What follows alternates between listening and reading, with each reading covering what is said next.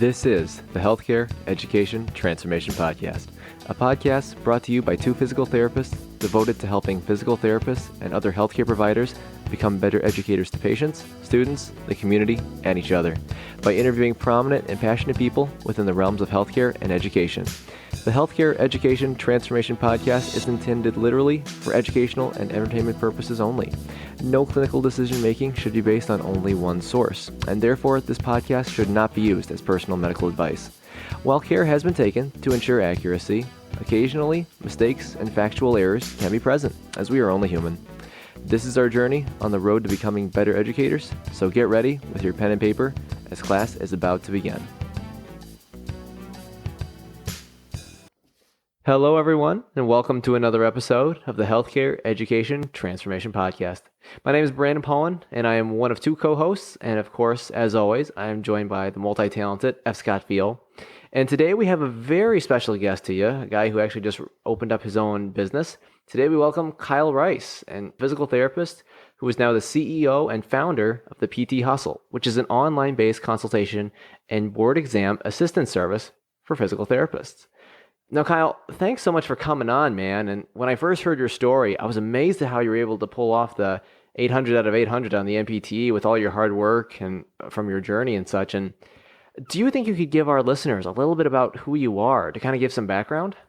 Yeah, definitely. No, the pleasure is all mine, Brandon. I really appreciate you having me on the podcast. I've been practicing for the past 4 years in outpatient orthopedics. I graduated from FIU, Florida International University in Miami in 2013. And since then, I've taken great interest in orthopedics and manual therapy, and spent a lot of my immediate time right out of school focusing on improving my manual therapy skills and going through a orthopedic residency with Brooks Rehabilitation in Jacksonville, Florida.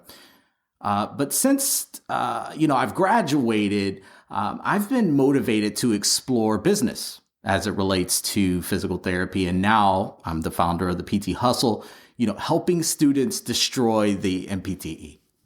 Yeah, Kyle, do you think you could tell our listeners briefly about your testing story and how you got to where you're at today? Yeah, of course. So, it's really hard to be brief with this story since it starts all the way back with my poor test taking skills in high school with the SAT and the ACT. Yeah, I know you guys have taken those, and trust me, I was awful at that sort of thing. But I will say, in regards to test taking period, I just wasn't good. And, it was no exception for the standardized test. And I've really struggled with this issue over the past 8 years. And, really standardized tests were that deciding factor for me as far as whether I was going to go to college or not. And I had the same problem in college when it came down to sitting for my MCAT and the GRE.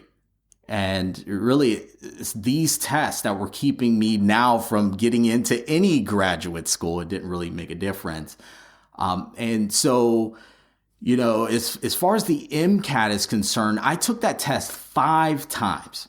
And I would drive to distant locations to take the exam, sleep in the car outside the testing center, just so no one would know that I was taking it. So I didn't have to, tell anybody, and I wouldn't be pressured or anything like that. And really, I would have enough money to pay for the exam, and the exam is not cheap. I would have enough money to pay for the exam and just the gas to get there. I couldn't even pay for the hotel. Wow. And so, my scores were never truly competitive for medical school. And so I did wind up going to PT school, obviously, with a mission, though, that I was going to become a PT, and then I was going to go to medical school to become an orthopedic surgeon. Crazy, I know. But I did come to the brighter side with no regrets, all right? So, I was actually accepted to medical school at the end of my first year of PT school. But then I had already fell in love with the profession. I already fell in love with FIU and my faculty and my classmates, and I wasn't going to give that up. So, I definitely, passed up on that opportunity to go to medical school with no regrets. But when I did get into PT school and I moved past that point of, okay, I'm not going to medical school anymore. Now PT is where I'm at. This is what I'm going to do. I knew that there was another standardized exam that I was going to have to take at the end. But this time I was taking a different approach. And of course, I was nervous, fearful in the beginning, but I decided to start 14 months out from the exam and just get it done. And there was a lot of trial and error over those 14 months. But the extended amount of time that I had to prepare, it allowed me to fail 100 times over. And it allowed me the opportunity to figure out the most effective ways to prepare for the exam. I straight dominated this. I learned the NPTE in and out. I mastered it. And that's really what led to me achieving that score. No, that's awesome, man. And I got to be honest, the more I watch your videos on the PT Hustle online, the more I'm like, man, I wish I would have known some of that stuff when I was taking the test, because I think some of it would have had some tremendous value. And I think you bring up a couple good points there. And, and Kyle, for those who aren't really sure about kind of what the NPTE is specifically and kind of how it's broken down, do you think you could kind of give us an overview of kind of how it's broken down and scored? Yeah, definitely. So the NPTE stands for the National Physical Therapy Examination. And this licensure exam is designed to assess a physical therapist's entry-level competency post-graduation. And really the primary goal of the test is to make sure that the individuals who are in physical therapy have the knowledge and at least entry-level competency that it requires, to practice PT. So it's more to make sure that the community, that our community is safe. And so the NPTE is a computerized exam. It's fully multiple choice, no short answers or anything like that. It's 250 questions, has 5 sections, 50 questions apiece. But there's only 200 of those questions that are actually scored, because the other 50 of them are considered what they call like pre-test questions or pre-tested, meaning that they're just using those questions in order to see if they meet the standards. And so they'll add those in, later on in other future exams. So there's only 200 scored ones.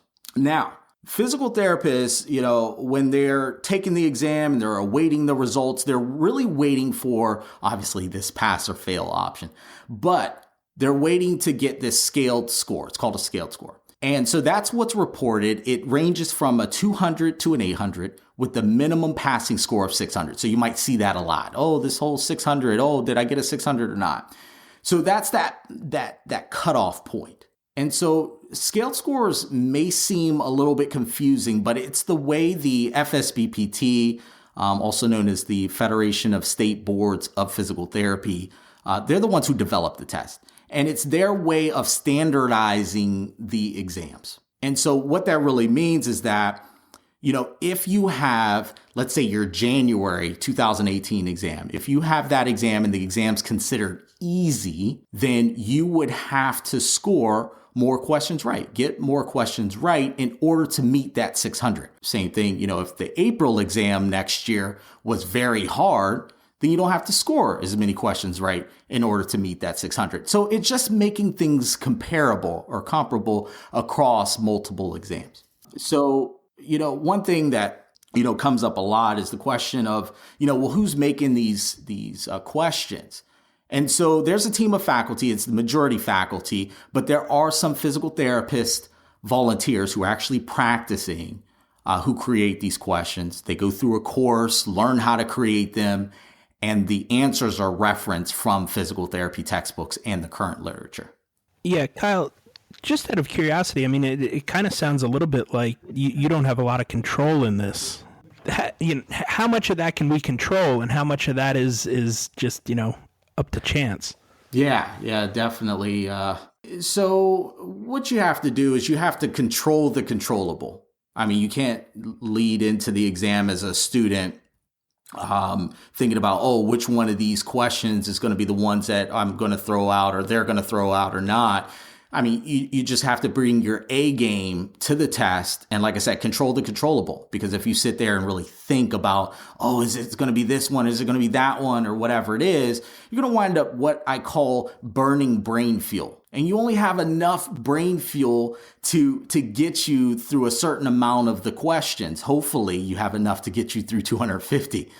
But by sitting there racking your brain on that idea, you're burning your brain fuel, which will keep you from being able to last through those 250 questions.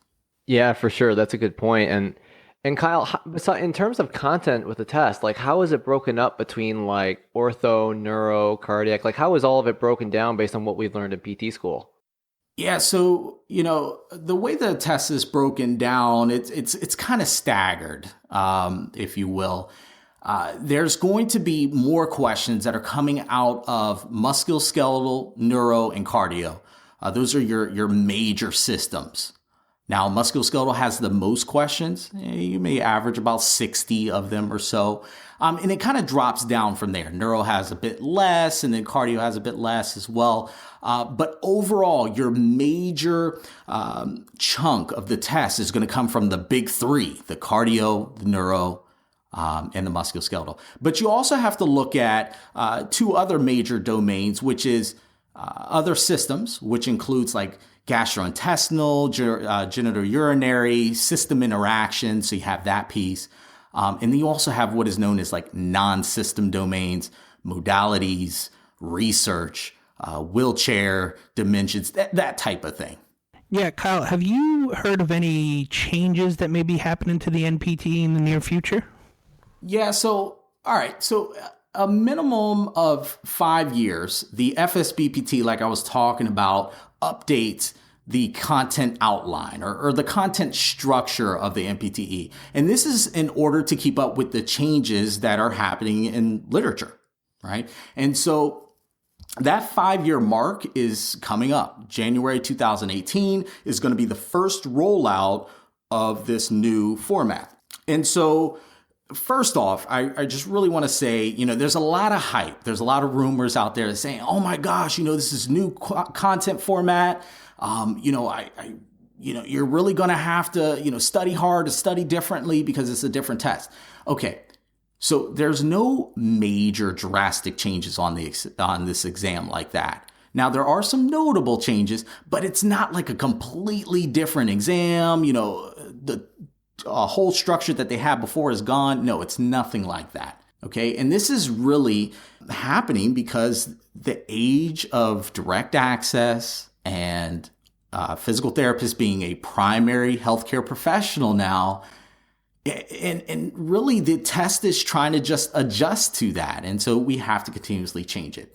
And so, okay, let me give you a little bit of specifics. That way I can kind of calm some of the fears. All right. So a section of the exam currently is cardiopulmonary and lymphatics. They're grouped together. In the January exam, when they roll out the new one, lymphatics will now be its own category and cardiopulmonary will stay together. So you're going to have a decreased number of questions in cardiopulmonary and an increased number of questions in lymphatics. That's really all you have to worry about there. You have other systems, like I was talking to you about before, includes like genitourinary, gastrointestinal, system interactions. Those all are going to increase in the number of questions. Why? Because we're getting patients in our clinic that come in with musculoskeletal type pain and it winds up not being musculoskeletal at all. So there's an increased number of questions for genitourinary and gastrointestinal as far as examination and, like I said, system interactions. Yeah, gotcha. So it's kind of like they're going more of a differential diagnosis route for screening to kind of have more emphasis on that for the new therapist. Is that correct, Kyle? You hit it. Yep. Awesome, man. Good. And it was interesting, man. Especially that'll be good to know for the future therapists that are going to be taking the test. And, now, Kyle, with everyone here, being a PT with a few years of experience at least, and, I'm going to ask you with your experience as being a PT and looking back, and do you feel that the NPTE material tested needs to be modified to better prepare future PTs for the real world? Oh man, this is a juicy question, Brandon. Juicy. Had to. That's interesting. I guess it all depends on how you word it. All right. So since you worded it that way, I would say no, because the NPTE, and I'm saying no that it doesn't necessarily need to be modified to better prepare PTs for the future. And the reason why is because I really think that the NPTE as a standardized test is serving its purpose. It's supposed to control entry-level competence. Now, it may not do that the way that we would want it to be, like in an ideal situation. I mean, it'd be great to, stand in front of someone and go through all these different concepts and make sure the person is truly competent. I mean, that'd be an awesome way, but that's just not reasonable right now. And so I think it's doing its job. And the NPTE is a dynamic process. It's continuously being modified. There's physical therapists that are out there. There's faculty members out there that are constantly making these new questions and trying to adapt it to the current literature the best that they can. So, again, there's going to be limitations for standardized tests, and this really could go either way. And I get the perspective that it's like, yeah, this isn't really, addressing what it needs to address, but it's like, well, right now, what are our options? But in the future, I definitely think that, changes need to be made. Yeah, that's some good points, Kyle. I mean, realizing that you have an entire podcast and website devoted to this, and I highly recommend our listeners who struggle with test taking and are worried about the NPTE, go out there and check out Kyle's stuff. His material's great. We're going to link all this stuff in the podcast show notes and stuff. But realizing this varies on a student by student basis. What are some of the most common mistakes that students are making in preparing for the NPTE? I would say. And you'll notice that I always give like the big three. I don't know why I like three so much, but it's three. All right. So number one, I would say, is waiting to the final couple months to start studying. I would say that is the majority of students. And, obviously you're in physical therapy school and there's a lot of information that's being disseminated. You're learning a lot. And so it's not a lot of time to study. But here's the deal. You, in a sense, are gambling by waiting to those final couple months to start studying for such a major exam. I mean, the most important exam that you will take in your PT career is the NPTE. And you realize that you're gambling by saying that, I promise those last 2 months before the exam, I'm going to start studying. But guess what? Tomorrow's not promised, and neither are those 2 months. So you don't know, God forbid, that something happens during those 2 months. Someone becomes ill in your family, you become ill, and next thing you know, you can't devote as much time as you thought that you would be able to during those 2 months. So that's one of the biggest mistakes that I see, and a lot of students wind up not studying as much as they should be.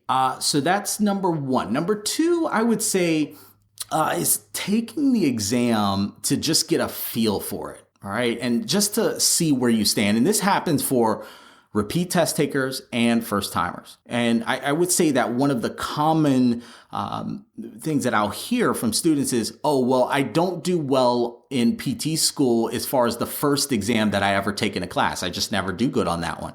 And so after I get over that first hump, that first test, I know exactly what the teacher wants, the professor wants, and I'm able to do better on the remainder. The only issue is that a lot of students underestimate the level of anxiety that occurs once they fail the exam the first time. Once you see that the rest of your classmates are passing the exam and you're the one who didn't, then all this anxiety and this lack of confidence starts to ensue. That's something I also see quite a bit. And then the last one that I would say is really major is this whole idea of doing the same exact thing, but justifying it that it's different. So if you fail the exam, it is very common for people to say, well, I'm going to read that book more. I read it the first time, but this time around, I'm going to make sure I really read it. I'm going to read it cover to cover, every single page. And so in a sense, you're still doing the same exact thing you did the first time. Maybe you're adding a little bit more effort in there, but overall, your approach is the same. And those students will notice that their score doesn't change very much. Why? Because it's the same exact approach. And so, I always coach it that, if you do what you've always done, you'll get what you've always gotten. And I really hold true to that statement. Yeah, for sure. The phrase insanity is doing the same thing over and over and expecting different results definitely seems to hold true for this one. Yes, sir. And, Kyle, kind of with going through some of the strategies that students seem to struggle with, what have you found through your coaching to be the most effective strategies regarding test preparation, test taking? Yeah, so again, we'll go down the 3 route. I'll give you 3 global strategies that I use to set students up for success. Strategy number 1 is utilizing the law of base rate. Okay, and what this really means is that you acquire a good understanding of what is most likely to show up on the exam. Now, we never know what questions are going to be asked on the NPTE. We don't know that. But we do know what the purpose is of the exam, and that is to test entry-level DPT knowledge to ensure safe practice and non-maleficence. So studying topics that are considered the most common in PT practice is extremely effective. And so that's my number 1 strategy. You have to figure out what those common areas are and attack that. Don't spend a lot of your time focusing on things that are rare. Second, I call this deleting face value software. Okay, so most of us, as we go through PT school, because there's so much information that's being thrown at us, we start to take our information off of face value. We don't question it, we just absorb it. But when you are in this face value mode, you don't get that deeper understanding that you need in order to excel. So strategy number 2 is pretty simple. For every topic that you are not, 100% confident, 110% confident about that you need to ask yourself 2 why questions, at least 2, about the topic before moving on. Why is this occurring? Why is that happening? Those types of questions in order to get that deeper understanding. And the last one, which I love, in regards to test taking strategies, is this idea of a systematic test taking approach. All right, so let me ask you guys. Have you ever taken a test and been flustered for whatever reason? Has that ever happened to you guys? All day, every day. All right. So, whatever. Maybe the question was just difficult. And maybe you found yourself kind of jumping back and forth between the question and the answer choices all willy-nilly. Has that ever happened to you? Yeah, I'm one of those cliche, I'm not a good test taker people. So I can definitely attest to that. Yep. Amen. There you go. You and I are one of the same. So, we all have our test taking strategies that we form over years of just taking different tests. And some strategies are good and some strategies aren't as good, but we still use them. And so learning an effective test taking strategy that you're going to use every single time that you answer a question is a quick way to reduce testing errors. Testing errors like misreading the question, changing answers, skipping over important words, whatever it is. So the systematic approach is when you read the question the same way every single time. And where I come in as a coach is to help the student to develop the specific test-taking strategy that's the most effective for them. Yeah, speaking of the process, Kyle, obviously a big goal of DPT programs is to have their students pass the NPT on the first attempt, right?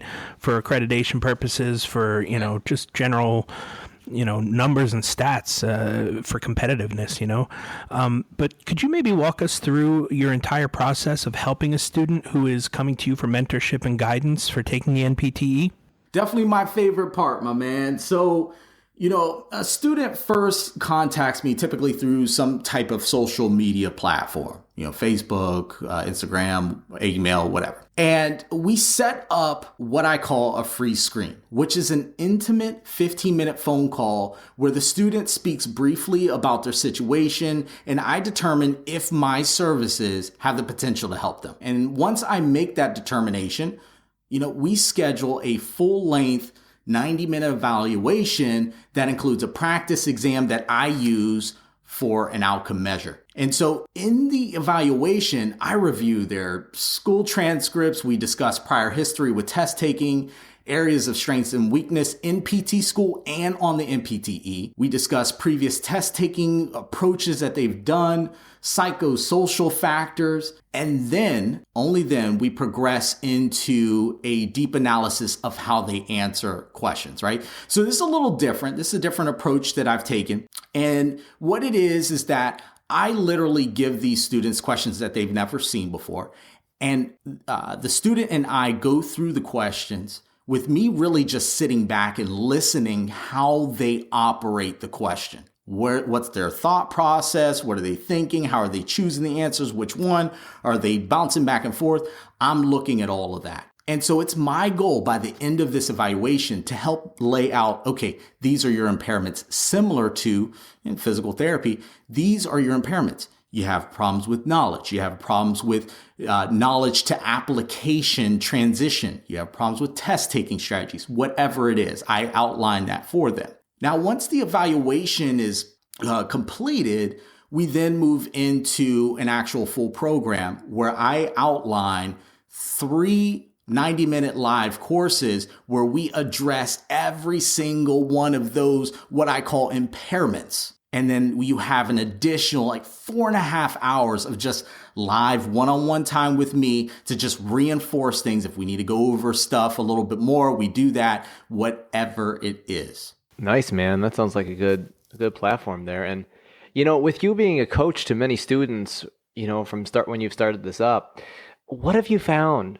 to be the most and least effective methods for facilitating effective test-taking strategies in students? All right. So, you know what I would say, should I give you 2 or 3 of them? All right, we'll go 3. All right. So I'm going to give you 3 of the ones that, again, I find to be really effective. And I really think that any coach, any mentor, if you're a tutor out there and you're helping students with learning anything, especially the MPTE, I find that these are super effective for you. All right. So number 1 is I build confidence through positive reinforcement. And what I really mean by that is every chance that I get, I'm saying something positive to my students. When a student improves or has a success, we celebrate. When the student fails, we celebrate. It's all about changing the student's mindset from this idea that a failure is a negative. No, a failure is positive. It's knowledge. It's an opportunity to course correct and do something better. And so that's the idea that I push. It's like, yeah, you know what?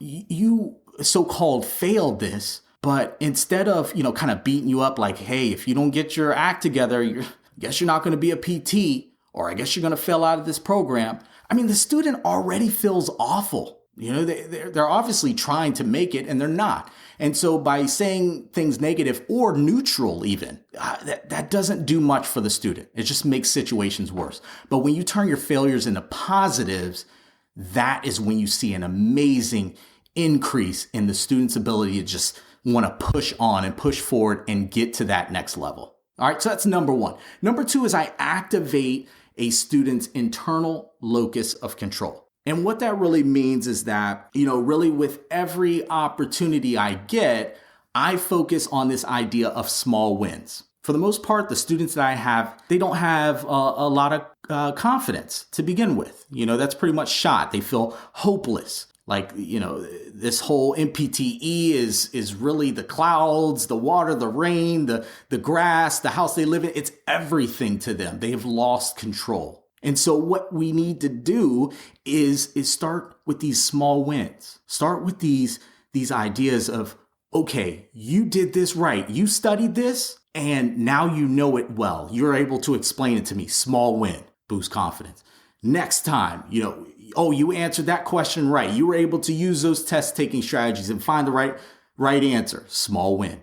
Small win, small win, until that turns into a unstoppable level of confidence, giving them that feeling of, I actually have control. I actually have the ability to study something and it turn into a result. All right. And then the last one I would say is I help students become aware of what their current strategy is, what their current approach is. So in my practice, if I've seen that if you really want incredible results, your efforts need to be individualized, and they need to be specific to a problem. And that's really physical therapy in general. So when working with a student, a lot of times they don't know what their current strategy is, what the current approach is. They haven't thought about it.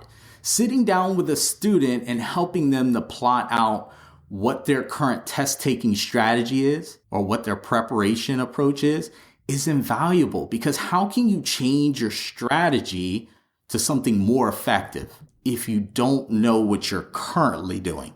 Wow. Yeah, those are some great points, Kyle. Can you maybe give our audience a little bit of any relevant research that you've come across maybe that looked at effective test prepping or taking strategies?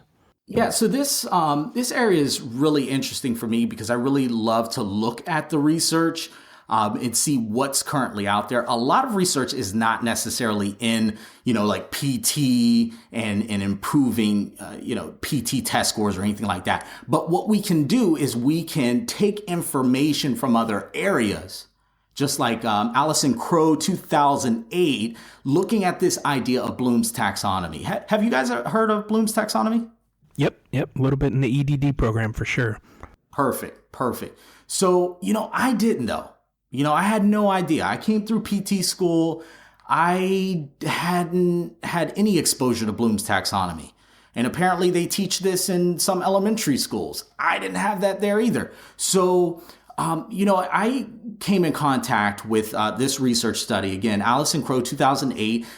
It's called Biology in Bloom, and it's implementing Bloom's taxonomy to enhance student learning. And so what this Bloom's taxonomy is, if you've never heard of it out there, is it's a framework. It's a learning framework, an educational tool that allows a level of communication between the instructor or the professor and the student. And so this framework is composed of about 6 different levels. And so you have at the lowest level just the basic knowledge of something. And then it goes up as far as, the topic becoming more and more complex. So then you have comprehension after, and then you have application and analysis and synthesis and evaluation. So as you go up this ladder called Bloom's taxonomy, up this framework, the level of questioning becomes more and more complex. Your level of understanding has to be better in order for you to answer the questions. And so what makes it so effective is that, when you as an instructor are able to say to your student, okay,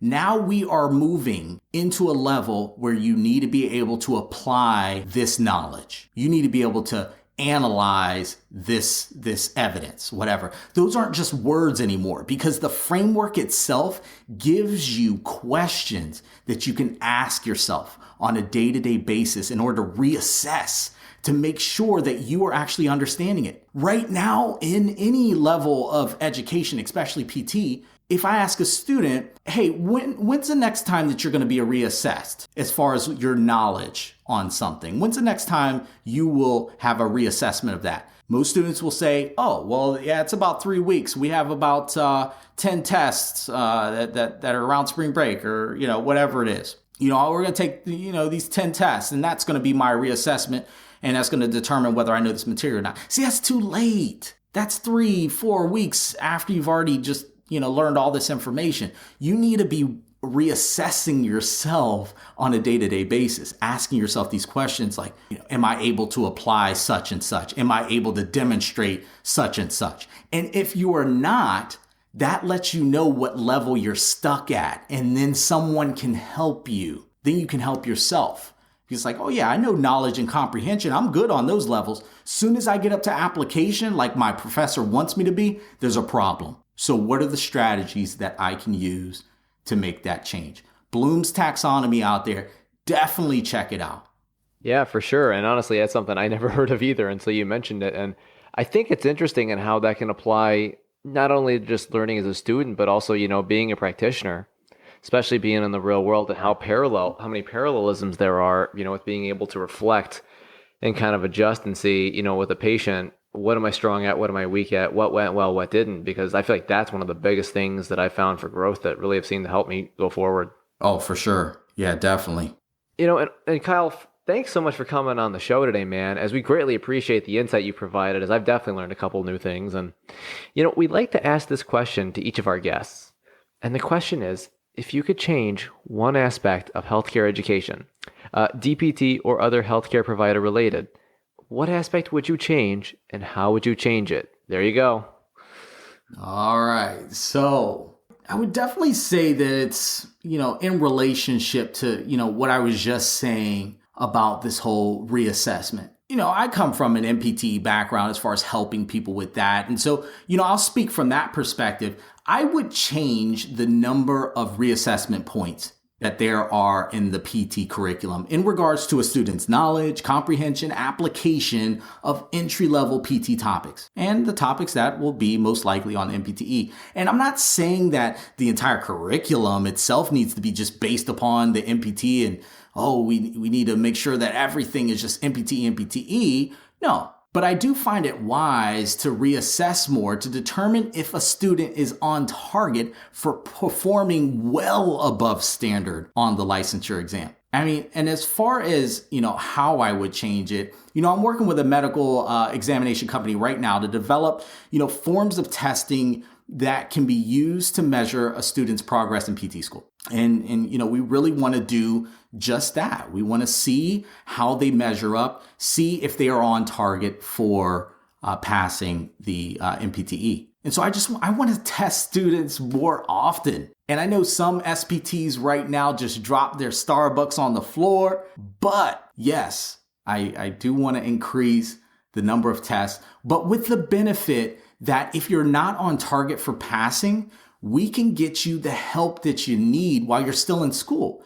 Because my students right now that I coach will attest to this statement, that once you get out of school and you're having problems with the MPTE and all that stuff, all that support that you had while you're in school, it's just not the same. They're not there as much. And it's not necessary to say that the professors don't want anything to do with you and they're wiping their hands with you. That's not it. It's just you're not in academia anymore. You're not in the environment. And so these people are not just readily accessible to you. So why not get you the help while you have access to professors, your peers, clinical instructors? You have access to all these different avenues.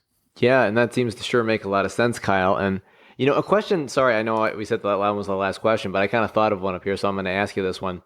Do you know what kind of the stats are regarding the overall pass rate for students on the first time they take it? Like how many percent of them overall pass it the first time, how many of them don't? Yeah, so actually, the pass rate for the MPTE is in the 90s. And I would say the last time I checked, it was 92. You might not want to quote me on that. But I do know that it's up in the 90s for sure. And overall, people do well. But I looked at a CAPTI statistic, and that was back in 2014. There was about 800 students that had not passed it, right? Had not passed the exam. And so it's like, you guys do the math here. I'm not a mathematician, but, my education was close to 100,000. And right now, the averages are just increasing over time. So you just add or multiply, I should say, 800 times. What number do you want to use? 75,000 to say an average for how much a student's paying now? Whatever. Do that math there. I'm sure we're up in the millions. So that's a lot of money that's being, just wasted out there, just sitting out there and people are not practicing. Yeah, that's really some great points, Kyle. And I think, it's probably a great idea to start testing for readiness more frequent and earlier in the programs, because I think that can kind of get them up to speed, like you said, kind of at a sooner point and kind of get them the help they need, like an early intervention program. That's a great idea. Sure. Kyle, again, thanks so much for your time and coming on tonight to talk with us about this. I'm sure our audience is going to get a lot of value from it, but could you maybe give our audience a little bit of info about where they can find you on social media and online? Yeah, definitely. So if any of you out there, whether you're SPTs, DPTs, educators, and would like more information about the services that I provide or how I'm trying to change the face of MPTE preparation, you can definitely come down and visit me at www.thepthustle.com. Always like us on Facebook at the PT Hustle, where I provide live daily videos and free content. And then I also have a podcast as well on iTunes called Dominating Test Preparation with Kyle Rice. And I'm looking forward to seeing each and every one of you. Awesome, man. And I must admit, and I must say to our listeners, check out the podcast. It's pretty powerful and pretty good stuff, especially if this is the realm that you're looking to improve and such, because he's got some good stuff. But Kyle, thanks so much for coming on, man. Always a pleasure.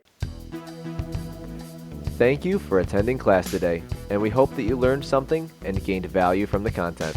If you'd like to schedule office hours with us, feel free to add us on Twitter at HET Podcast, on Instagram, HET Podcast, on Facebook, the Healthcare Education Transformation Podcast, and the homepage, healthcareeducationtransformationpodcast.com. And for those of you following along in the syllabus, extra credit can be obtained by liking us, sharing us, and leaving a review. Let's continue our journey up Mount Educational Success as lifelong learners.